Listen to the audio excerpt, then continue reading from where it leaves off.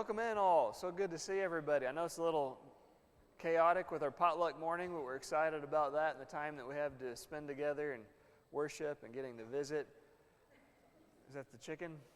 Chicken's still roostering, waking up the kids. So super to have David and Linda back with us, the Mortons. It's been a while, so glad to have them. Always wonderful to see them. But terrific to see everybody, our members, always. So if you will, you can open in your Bible to 2 Kings chapter 8. And for the Mortons, I'll mention, I think everyone else here will know, but we're looking at the divided kings and kingdoms period of Israel, making some progress through that, going through them one ruler at a time. Has anyone ever been in a pretty serious earthquake? And by that I mean like, let's say out in Washington a few decades back, or California when one of the big ones hit. Has anybody ever been in a big one? Okay, Linda, and I don't feel like I'm necessarily putting you on the spot. Would you like to share anything about just like what was the experience like? Wow. I apologize for not considering overseas. I didn't think that would be, Japan. There's some no joke shaking going on over there at times. Wow. What was the magnitude? Do you remember? I don't know if you're this way. I've always been a sucker for natural events. Not necessarily that I want to be right in the middle of it, and I don't want people to suffer from them by any means, but it's amazing, the natural occurrences and God's power that you can see through things like that, whether it's tornadoes or tsunamis, of course, which would be produced from those, hurricanes, just all kinds of. But earthquakes is always one that really fascinated me. Did anybody feel the last couple over about the last 10 years here, coming out of Oklahoma? I believe both of them were. One was farther west than the other one. Okay, Barbara did? Yeah. Right. Well, I was similar to you. I felt both of them. One at our former house. I think the second one, it was a little bit lighter, the magnitude. I think it was in the 4s. The one before, I think it was like 5.3-ish, something like that. Of course, that's in Oklahoma, and we're still greatly feeling it here. That's impressive. The one I was upstairs for the 4 one, I think that helped. Yeah, when you're upstairs, you get a little more maybe effect. Yeah, it's wild. Grateful for that, yeah. Well, the point in all that is this, that earthquakes can be absolutely devastating to a place. But let's say you get on the other side of the earthquake, and so, you're a minute past it. Oh, okay, we're safe. No concerns then, right? Well, not necessarily. There are effects from an earthquake, but also, what's that little thing called that sometimes happens after an earthquake? Meaning you might not be done. Aftershocks, okay. Yeah, when the aftershocks set in, they can actually, depending on the circumstances, be as devastating as what the earthquake itself actually was. Well, we're not talking so much about the literal natural event of earthquakes today, but in a figurative sense, we've had an earthquake in the form of a person come through Israel. And I'm going to give you a strong hint in saying this. What is her name? Jezebel. She has shaken our nation to its core. She has turned our nation by influencing our king and the family completely away from God. Now, we're grateful, not that we want anyone to die, and especially it would seem in the spiritual state that Jezebel is. However, for our own good, we're very grateful that Jezebel has moved on. Oh, good. So we have no worries anymore, right? The earthquake's gone. It's a minute later. Aftershocks. Who are the aftershocks coming along? Okay, all right. It's descendant after descendant after descendant. We're feeling the aftershocks in our country, and it's not a pretty thing. We're going to be talking about the king Jehoram. And you know how in our divided kings and kingdoms period, we've been jumping around a little bit from Judah, Israel, Judah. Well, we spent some time with Israel and Ahaziah, you might recall. Who's he? Ahaziah that we discussed as far as descendancy goes? Well, you can probably tell on the chart if nothing else. Yeah. It appears to be the firstborn, right? He would be the firstborn son of Ahab and Jezebel, and he only reigns for 2 years. When you see kings under this period reigning for a super short period of time, that tells you something usually about the king. And that usually is connected to some prophecy, and God says, I'm through with you really quickly, right? So he was rotten to his core, just like what Dad was. Well, we got to talk some about Jehoshaphat. Notice Jehoshaphat's not in the family. Well, not originally. He's a great king of Judah, not of Israel, but we need to have some discussion about this guy Jehoram and of Judah, and we'll see if he's a king like his dad was. So we're picking up in 2 Kings chapter 8, verse 16. I encourage you to be ready, be prepared to become thoroughly confused, because if you're not yet, you're going to be in about 5 seconds, but we'll try to sort through quickly the confusion so we can all get on the same page with this. Verse 16, 2 Kings 8. Now in the 5th year of Joram. Okay, now let's pause right there. Joram sounds a whole lot like Jehoram, right? It's the same name. It's just another form of it. It would be like John for Jonathan. It's the same name, right? It's just a shortened form of it. So in the 5th year of Joram, or Jehoram, notice the son of Ahab, king of Israel. Jehoshaphat having been, as in no longer, king of Judah, Jehoram or Joram, the son of Jehoshaphat, began to reign as king of Judah. Did you catch that? In the 5th year of the son of Ahab, Joram, or Jehoram, the son of Jehoshaphat, named Joram or Jehoram, began to reign in Judah. So it gets a little confusing sometimes during the divided kingdom period, because as in Judah, there will also be a king or a king with the same name somewhere along the line as the one in the opposite kingdom. What makes it really, really confusing with this one is they are reigning at the same time. And you have the king of Israel, who's been reigning for 5 years, whose name is Jehoram or Joram. And then you have a Jehoshaphat's son who becomes king in the south in Judah. His name is Joram or Jehoram. I want to show you something here. This is the only time that we're going to encounter something like this. Turn back to 1 Kings chapter 22. That's a little closer to where we are. We just finished 1 Kings. And I know we're skipping ahead a little bit for last week's study and for this one, but then we'll go back to our normal chronology. But I moved around just a little bit because these are descendants of or connected to Jezebel that we need to discuss. So 1 Kings chapter 22. Let's read together verse 51. Ahaziah, the son of Ahab. That's this guy in the top or middle left, I should say, of the screen. Ahaziah, the son of Ahab, began to reign over Israel in Samaria in the 17th year of Jehoshaphat, king of Judah. And he reigned 2 years over Israel. That's not very long. Why would that be? Well, you might recall verses 52 and 53. He was evil, walked in all the ways of dad, Ahab, and mom, Jezebel, and in the way of the first divided king of Israel, Jeroboam. He makes Israel sin through idolatry. So bad guy. Only reigns for 2 years. But the point of which is, he's Ahaziah. He's reigned in the past. He started. His reign is over. He's the son of Ahab, who is king of Israel. Okay, now look in 2 Kings chapter 1. Like you might not even have to change the page. 2 Kings 1:17. What happened to this guy? That's Ahaziah, that he dies according to the word that Elijah had spoken. Morning, everybody. We're in 2 Kings chapter 1 right now. 8's our text, but we're in 2 Kings reading. Verse 17. So he, Ahaziah, died according to the word of the Lord that Elijah had spoken. Jehoram, or Joram, became king in his place in the 2nd year of Jehoram, the son of Jehoshaphat, king of Judah, because Ahaziah had no son. Okay, so we read it here that there are 2 Jehorams or Jorams. And if you're wondering about the little difference in numberings and the dates, something else that gets confusing with this is there at times be co-rulers. Bless you. And that's actually the case with our new king in Judah, Jehoram. He's going to be a co-ruler with his dad, Jehoshaphat, before he becomes the solitary or sovereign ruler. over Judah.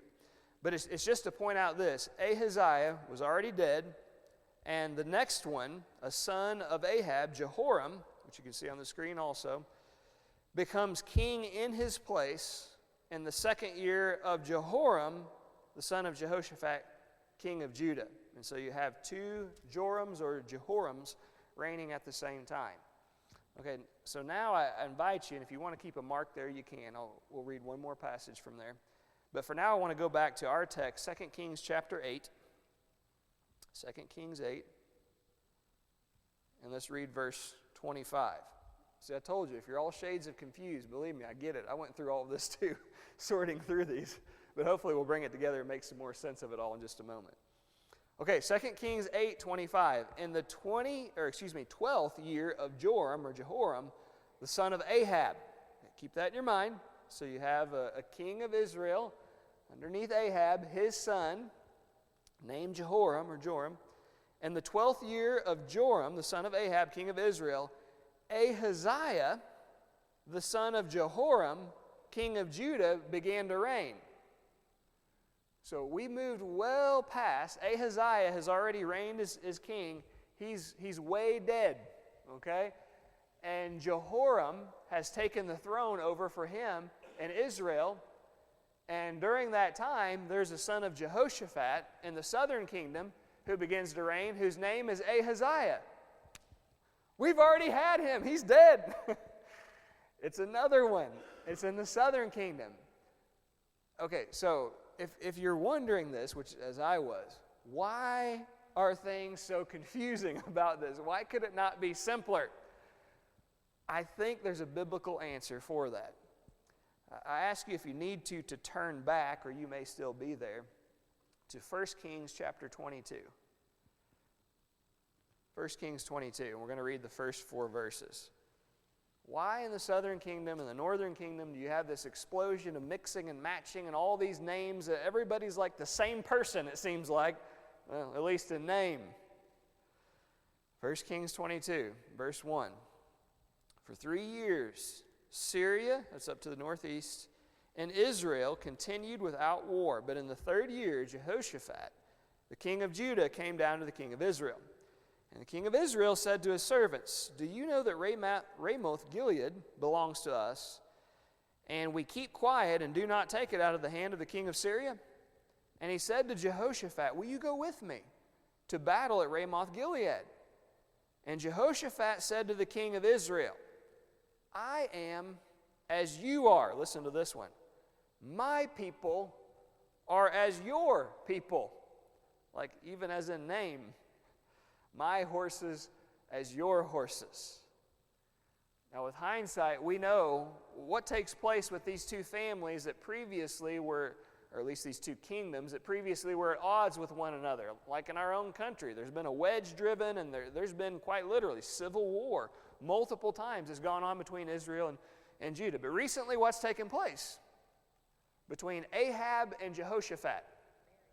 Oh, they enter into a marriage alliance, and Jehoshaphat, who don't misunderstand, has been a terrific ruler of Judah. Fantastic.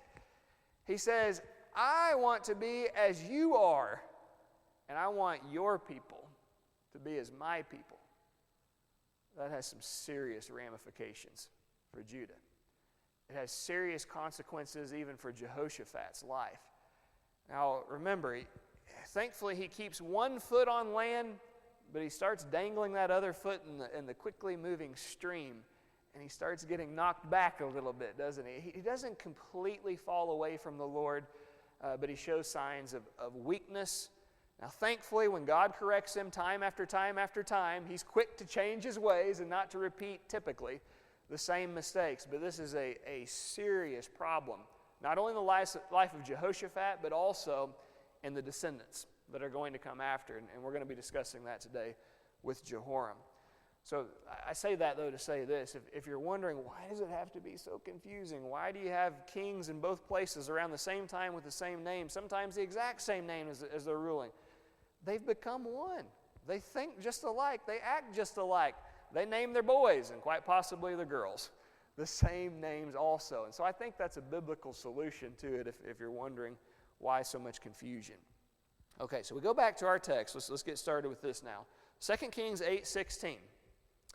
Now in the 5th year of Joram, or Jehoram, it's like John and Jonathan, the son of Ahab, king of Israel, Jehoshaphat having been, no longer, he's passed away, gone on to his reward at this point, Jehoram, the son of Jehoshaphat, began to reign as king of Judah.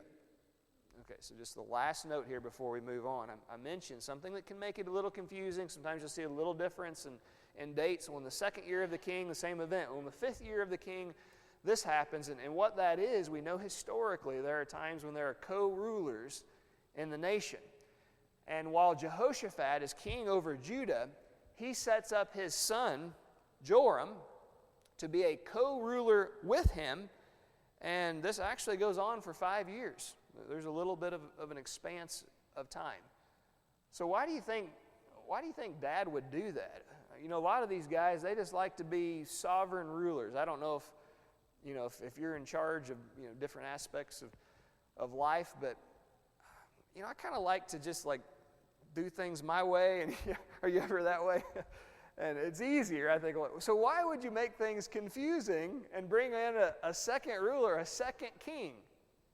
Well, in the case of Jehoshaphat, why do you think he would do that with Jehoram? There you go. Number one, it's his son. I think there's some selflessness that's involved there. And so if we can set aside ego and recognize, someone maybe could help out is one thing, but secondly, I need to groom him because I'm not always going to be around to steer him in the right way. And what better training is there than on-the-job training? David? Very good. Yeah, super. So that would make a lot of sense. And two, maybe even a greater sense just for the nation to keep civil conflict from entering in. Okay, but certainly for his own life, maybe for the family's sake, possibly for the nation's sake. Right. So very good. And that's an excellent example to set side by side. Now Solomon's, maybe is not exactly this type of circumstance, but it's very similar. Yeah, he brings him in kind of as the understudy, and everyone understood he's the king in waiting, right? Good. Completely. It's a great example. Yeah. Right. It goes back to it. Yeah. And so they're walking in the footsteps of what they've seen in the fulfillment of the promise. Yeah, that ties it in well. Thank you, Willem. Excellent. Okay, so time period-wise, we know this historically. Jehoram is a co-ruler with his father Jehoshaphat from the years 853 to 848 BC. So 5, depending on, maybe even 6 years. And then he becomes the lone ruler of Judah from that point on, which is 848 until the time of his death. It's 841 BC. All right, verse 17. So roughly we're at 850 BC time-wise. He was 32 years old when he became king, and he reigned 8 years in Jerusalem. Now that's the 8 sovereign years. Technically, you're looking at 13 years. But that's the 8 sovereign years after his fathers exited the scene. Verse 18, and he walked in the way, of the kings of Israel. William, seems like the on-the-job training didn't stick very well with the son. He walks in the way of the kings of Israel, just as the house of Ahab had done. For the daughter of Ahab was his wife, and he did evil in the sight of the Lord. He's not a good guy. And why is it credited? Well, he's just going along with what he's seen in the family of the in-laws. Who we marry makes all the difference in the world. Who our kids marry makes all the difference. Who our grandkids marry makes all the difference. And not just for themselves, but as well and especially for the successive generations. Let's take just a couple of minutes here. Turn back to 1 Kings 22, keeping your spot in our text. 1 Kings 22. I want to remind something about this excellent king for 25 years in the southern kingdom of Judah. This guy's daddy, Jehoshaphat. Verse 41 of the last chapter of 1 Kings. Jehoshaphat, the son of Asa, overall good king too. Had some rough last years though. began to reign over Judah in the 4th year of Ahab, king of Israel. Jehoshaphat was 35 years old when he began to reign, and he reigned 25 years in Jerusalem, so he dies at 60 years old. His mother's name was Azubah, the daughter of Shilhi. He walked in all the way of Asa his father. He did not turn aside from it, doing what was right in the sight of the Lord. And then you have some disclaimers here found at the end. Yet the high places were not taken away. Store that away in your mind. Sacrifices are only supposed to be given in one place at the temple. We know that by now. But why does it seem like God tolerates this even though it's not ideal according to his will? Why does he still put up with it? There's still high places and sacrifices. I can hold my nose at it. Why? He does. You're right, William. And so, as William pointed out, it's still honoring God. Now, these aren't high places where sacrifices are being made to the golden calves or to Baal or to Asherah. And so it's like, well, okay, it's not my favorite thing. It's not exactly the way I've told you, but, I'll grin and bear it for the time being. So, offerings still being made on the high places. 44. Jehoshaphat also, in the disclaimers, made peace with the king of Israel. And actually, he did more than that. Turn to 2 Chronicles 19. 2 Chronicles 19. And as you're turning there, keep in mind, we're reading and we're studying here about a good king, just being reminded of these things. Jehoshaphat, 25 years, solid overall, as a servant of God's people. 2 Chronicles 19, 1 and 2. Jehoshaphat, the king of Judah, returned in safety after a conflict he never should have been involved in with the king of Syria. God told him, don't go with Ahab, don't do this. He asked for the word of the Lord, he gets it, and maybe because he's already given his word, he goes anyway. King of Ahab doesn't survive the conflict because he cries out to God. God does deliver Jehoshaphat. He gets back in safety to his house in Jerusalem. But Jehu, the son of Hanani, the seer, went out to meet him and said to King Jehoshaphat, should you help the wicked and love those who hate the Lord? Because of this, wrath has gone out against you from the Lord because of how he's joined himself with this family, starting with the marriage alliance and the wonderful dinner that they have with one another. One more before we go back to our text. Deuteronomy chapter 7. And for this one, we're rewinding. We're about 850 BC. We're rewinding to somewhere around 1450, probably a little more exactly, 1448. We'll call it 1450 BC. This is basically 600 years, almost to the day prior. So in Deuteronomy 7, read along here with me the first 5 verses. When the Lord your God brings you into the land that you're entering to take possession of it, and clears away many nations before you, all the parasites, there's 7 of them, the Hittites, the Girgashites, the Amorites, the Canaanites, the Perizzites, the Hivites, and the Jebusites. 7 nations more numerous and mighty than yourselves. And when the Lord your God gives them over to you, you defeat them, then you must devote them to complete destruction. You shall make no covenant of any kind with them, and show no mercy to them. Especially you shall not intermarry with them. Why? What's the big deal? Our eyes have been batting at one another and we can't get each other off our minds. Stop it, he says. Giving your daughters to their sons, or taking their daughters for your sons. Here's why God gives the commandment. God never tells us to do anything without a reason. Now, he is our Father, right?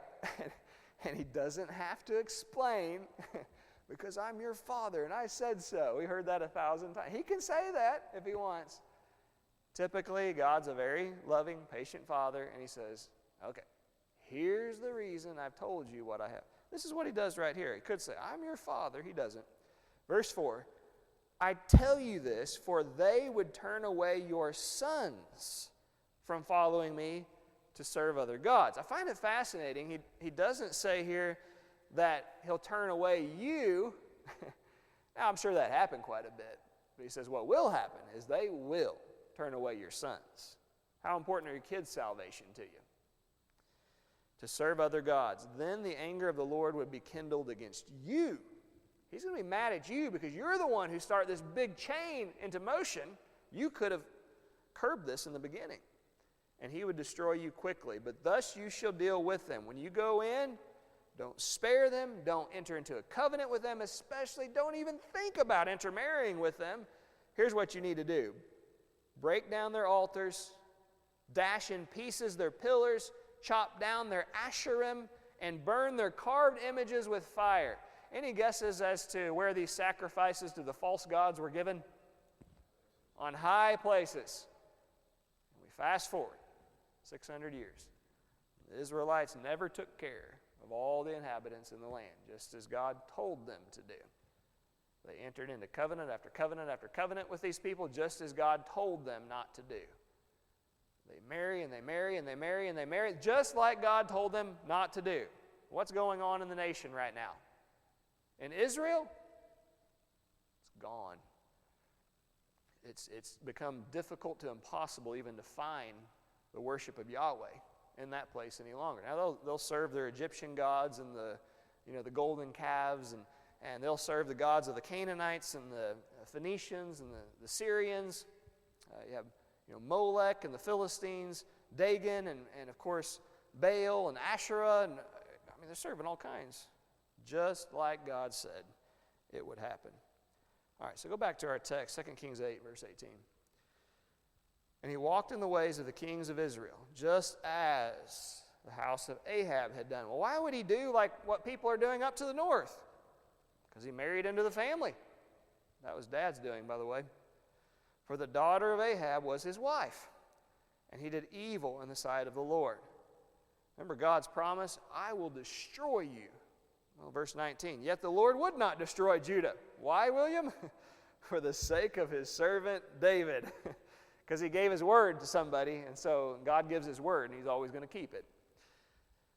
As he promised to give a lamp to him and his sons forever. Verse 20, in his days Edom revolted against Judah's authority and made a king over themselves. Turn back to 1 Kings 22. This is not too far from where we are. We've been here a few times. Last chapter of 1 Kings. Chapter 22, verse 45. Now the rest of the acts of Jehoshaphat and his might that he showed. Remember, he has this super strong military that God blesses. There's a strong economy when he rules for the quarter of a century over Judah. And how he warred, strong military. Are they not written in the book of the Chronicles of the kings of Judah? Go down to verse 47. There was no king in Edom. Only a deputy was king. The only time a nation doesn't have a ruler is when they're not really a nation any longer. They've been subjugated to another people.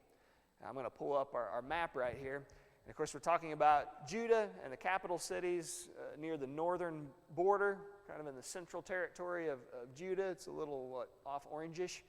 Well, if you go down to the southeast at the bottom of the Dead Sea, that's where you find the land of Edom. So for some years, the people of Judah have been exercising dominion over the kingdom to the southeast. There hasn't even been a king. But on the watch of Jehoshaphat's son, Jehoram, Edom resurrects in power. She gets a king over her again. So 2 Kings 8:20, in his days Edom revolted against Judah's authority and made a king over themselves. They're losing some of this military prowess, and because of that, some societal economics too. So Joram went to Zair, or perhaps Zair. This is a city, it would appear in Edom, the exact location of which we're unsure of a couple of these. And all his chariots with him. Then he rose by night and attacked the Edomites who had surrounded him. So this isn't, we just want to be our own people anymore. They're actually coming against in war Judah, and they have to fight just to defend themselves. It's gotten so bad. Thus Edom, verse 22, has been in revolt against Judah's authority to this day. And Libnah revolted at that time. This is believed to be another city in Edom, the exact location of which we're unsure. Now the rest of the acts of Joram, or Jehoram, and all that he did, are they not written in the book of the Chronicles of the kings of Judah? So Joram rested with his fathers and was buried with his fathers in the city of David. Then Ahaziah his son reigned in his place. And remember, I brought all that up for a reason. If You're thinking, wait, we've already had Ahaziah. He was a bad king for 2 years, and he's dead. Different Ahaziah. This is from the families that have intermarried. They're the same, calling themselves by the same name. But this is going to be another son of Jehoshaphat who's going to reign in Judah. Of Joram, who's going to reign in Judah. But we're not going to get to him today. And here's why. I want you to turn over to 2 Chronicles 21, and we're largely going to be staying here. I know we've deviated quite a few times, but we'll largely be here for the rest of our time. 2 Chronicles 21, we'll read a little more detail about Jehoram, king of Judah's reign. Jehoshaphat, verse 1, rested with his fathers, was buried with his fathers in the city of David. So Jehoram, his son, reigned in his place.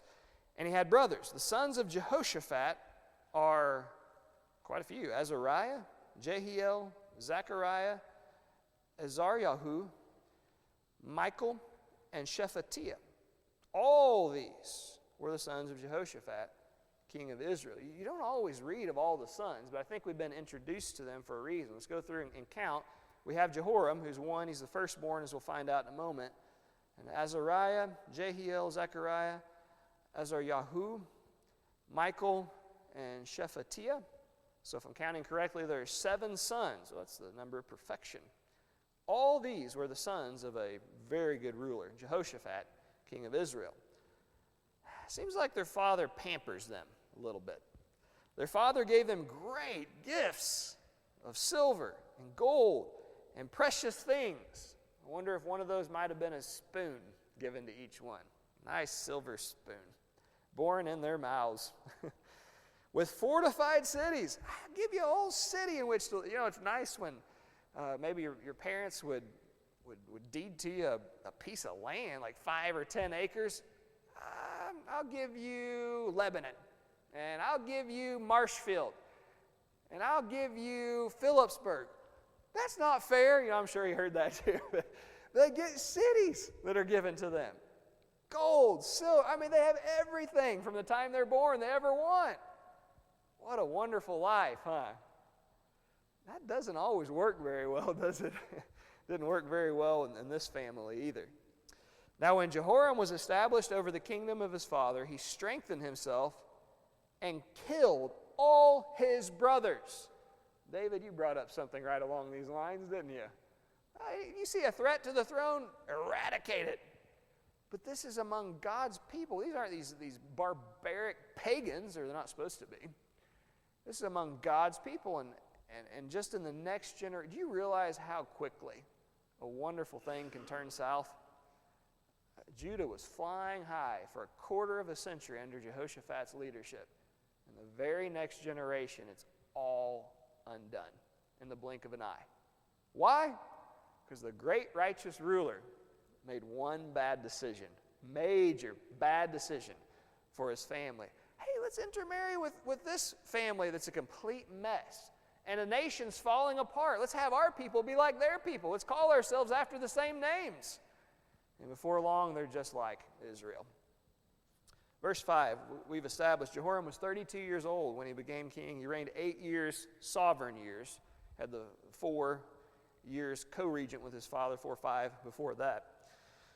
And he walked in the way of the kings of Israel, just as the house of Ahab had done. For, this is the reason for the downfall, he had the daughter of Ahab as a wife. And he did evil in the sight of the Lord. God's true to his word, yet the Lord would not destroy the house of David because of the covenant that he'd made. Verse 8, in his days Edom revolted against Judah's authority. We know this. We know about the surrounding and the battle that ensues. By the way, we might consider this, though. Why does God ever let this? He's in control of all the armies of heaven and earth. He can keep things like this from happening. When we saw with Jehoshaphat, he can destroy an alliance of 5 nations without his people ever even firing a shot, if he wants to use that power. So why does he let this enemy come up against the son of his righteous servant? Look at the end of verse 10. Because he had forsaken the Lord God of his fathers. He's consistent in his reasoning. And keep in mind that God doesn't always give his reasoning. He doesn't have to. But recognize when we move forward and we see this thing occurring, And we think, well, why does that happen? Look back. God is consistent. He doesn't show partiality. And see if there's been some unfaithfulness on the part of his people. Verse 11, moreover, he made high places in the mountains of Judah. It's not he continues to use the ones that are there. He makes new ones. There are already plenty of places where Yahweh can be worshipped. Why is he doing this? Well, he needs more space to serve more gods. He causes the inhabitants of Jerusalem to commit harlotry and led Judah astray. It's probably talking about spiritual prostitution here, although we see in the pagan religions it's almost always a staple. Okay, good. And that's a good word for it. Fornication, that works as well from the original.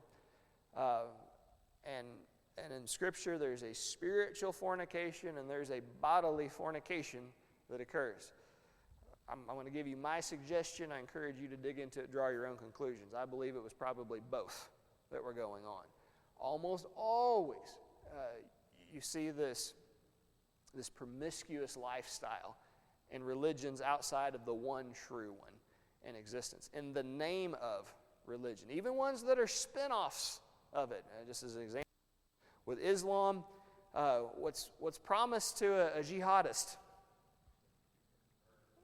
Oh, you get these, I know this is, okay, I'm just saying, 72, is that what, I didn't know the exact number, but a number of virgin boys are waiting for you as a male jihadist. I mean, it's disgusting, the things that are involved in these pagan religions. Very common. It's probably both that's going on. Verse 12, and a letter came to him from Elijah the prophet. Uh-oh. We haven't talked about him in a while. When Elijah steps onto the scene, it's like, ooh. A lot of times this isn't good. It's not good for this guy. Thus says the Lord God of your father David, because you have not walked in the ways of Jehoshaphat your father, or in the ways of his dad, your granddad, Asa, king of Judah, but have walked in the way of the kings of Israel, and have made Judah and the inhabitants of Jerusalem to play the harlot, or you might have to commit fornication, like the harlotry of the house of Ahab, and also killed your brothers.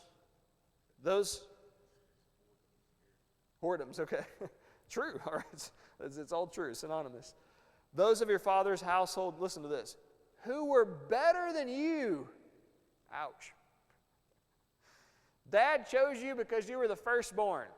You were one of seven and number one of seven. In terms of contribution to society, you're number 7 of 7, just for the record. Okay. Behold, the Lord will strike your people with a serious affliction, your children, your wives, and all your possessions. And you will become very sick.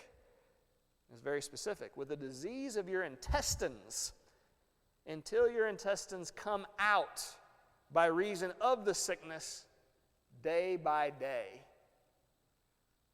Okay, I don't want to get too graphic with this. So essentially, your digestive system is going to be eaten away, and you will see it going away from you, and you will feel it as it happens.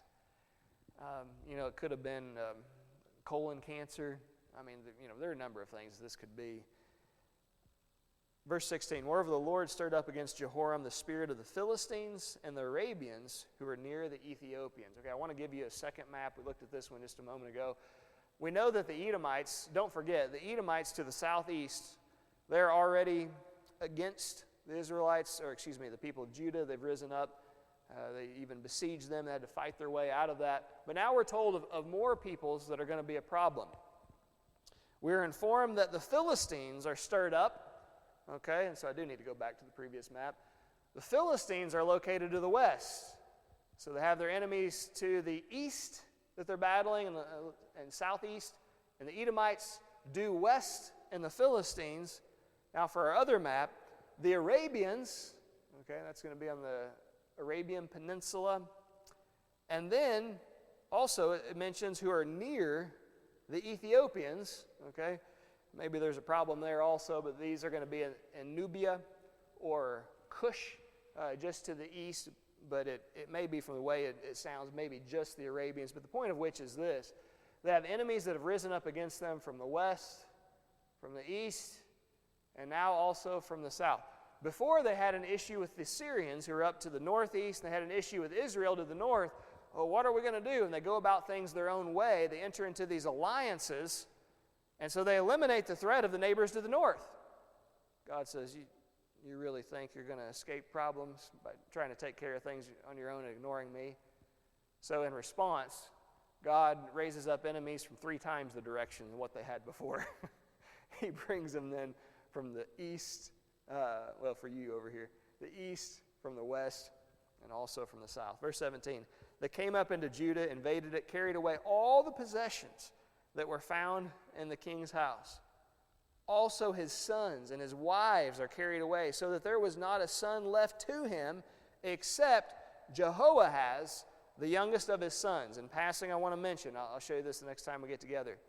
Jehoahaz is also named Azariah and Ahaziah. Okay, Peter, Cephas, and Simon, same guy. Well, same thing here. Jehoahaz, Azariah, Ahaziah, same person. But for now, he's called Jehoahaz.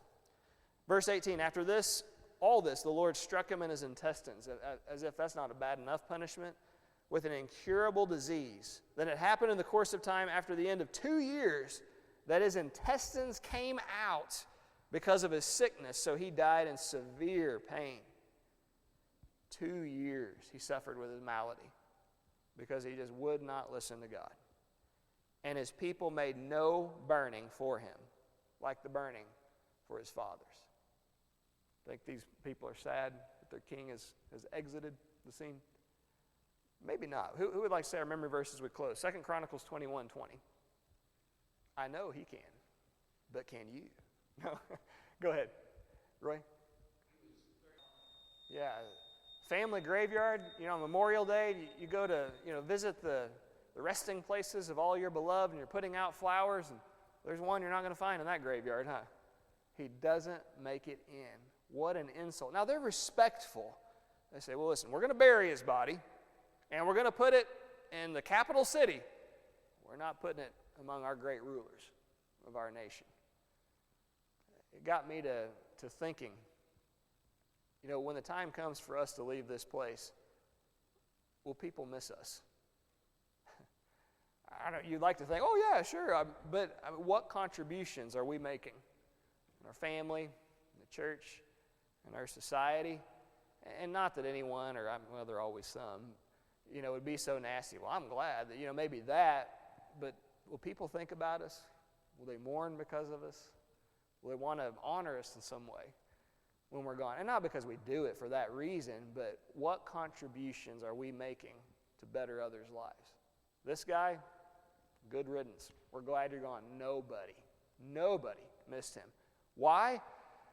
On his watch, his leadership was a disaster. All these nations come up against him. They're no longer respected in the world. They become a whipping stick for people around them, a byword for the surrounding nations. So there's a lack of success there. So much is loss and embarrassment and losing all of his family. He murdered in cold blood 6 of his own people, and also princes. I bet there are a lot of families that remember what he did and the slaughter massively across the country that took place. But maybe this most of all, they turned the nation's heart, he did, away from their God. And people remembered that. What contributions are we making in our family, in our church, in our society? Will people miss us? How will they treat us when we're gone? Something to contemplate. For the next time we get together, it won't be next week. We're glad to have Mr. Steve Haley coming in to give a report on his mission work in the Ivory Coast. But for the next time we get together, I would ask you to read, please, the remainder of 2 Kings 8. That's verses 25 through 29, 2 Kings 8, 25 through 29. And then I'll also have you read, please, 2 Chronicles chapter 22. And like we did this week, we'll combine those two together. Memory verse will be number 3. 2 Chronicles 22, verse 3. Any parting remarks, though, from today's discussion? Thank you for the comments and some questions brought out. Okay, thanks.